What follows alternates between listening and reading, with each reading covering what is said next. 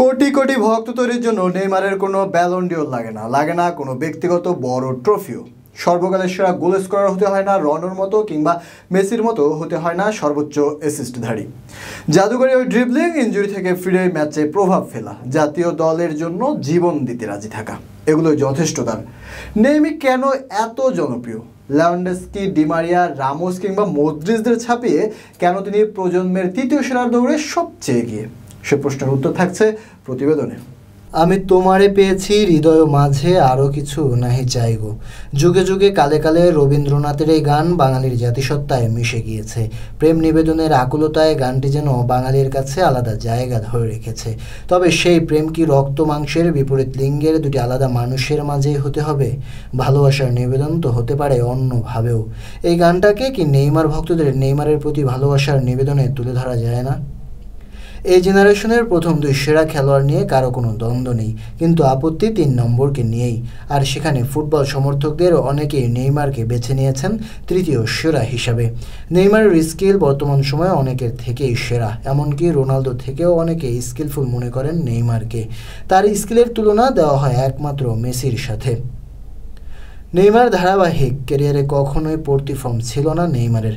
ব্রাজিলের হয়ে আন্তর্জাতিক ও সর্বোচ্চ গোল নেইমারের। Passing, dribbling, finishing, playmaking, Messi রোনালদোর পর নেইমারের মতো কমপ্লিট খেলোয়াড় কি আর এসেছে? সে যুক্তিতে নেইমারকে 3-এ রাখাই যায়।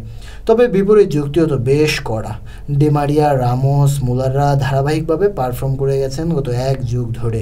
এই 3 জনই ক্যারিয়ারের দলকে বিশ্বকাপ জিতাতে সাহায্য করেছেন। ক্লাবের হয়ে চ্যাম্পিয়ন্স লিগ, নিয়মিত লিগ এর সাথে ইউরো কোপার মতো আসর জিতিয়েছেন।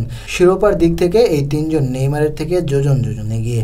এমনকি রিয়াল মাদ্রিদের সাবেক গ্যারেথ বেলকেও অনেকে মনে করতেন নেইমার থেকে আগানো। ব্যক্তিগত দলগত অর্জনে পিছিয়ে থাকা নেইমারকে তাই অনেকে সেরা 3 দূরে সেরা 5-এও রাখতে চান না।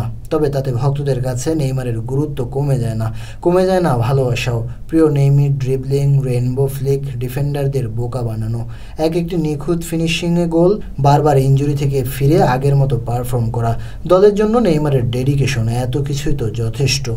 এত কিছু দিয়ে নেইমার দর্শকদের মন জয় করে নিয়েছেন, ভালোবাসাও পেয়েছেন। সে ভালোবাসা তো আর মুছে ফেলা যায় না। নেইমার শেষবার চ্যাম্পিয়ন্স লিগ জিতেছেন 8 বছর আগে। ইউরোপের পাঠ চুকানো নেইমারকে আর চ্যাম্পিয়ন্স লিগের মঞ্চেই দেখা যাবে না। বিশ্বকাপেও নেইমার আর খেলবেন কিনা তা নিয়ে আছে বড় শঙ্কা। যদি খেলেও থাকেন, 3 বিশ্বকাপে সেমিফাইনাল পর্যন্ত মাঠে নামতে না পারা নেইমার হয়তো ব্রাজিল দলকে নিয়ে আগামী দিনেও খুব বেশি আশা করতে পারবেন না। ব্রাজিল দলের হয়ে অর্জন শুধু এক কনফেডারেশন কাপ, কোপা আমেরিকাও জিততে পারেননি ইনজুরির কবলে পড়ে। এইসবে নেইমার ভক্তদের মন খারাপ আছে, আক্ষেপ আছে। তবে সেটা নেইমারকে ঘিরে। নেইমারের প্রতি তাদের নেই কোনো অভিযোগ, বরং নেইমারের হাসি মুখেই তাদের বড় পাওনা। খেলার সৌন্দর্যে নেইমার আগেই সবাইকে মুগ্ধ করেছে, যে মুগ্ধতার জন্য বোধহয় শিরোপা খুঁজতে যায়নি দর্শকরা।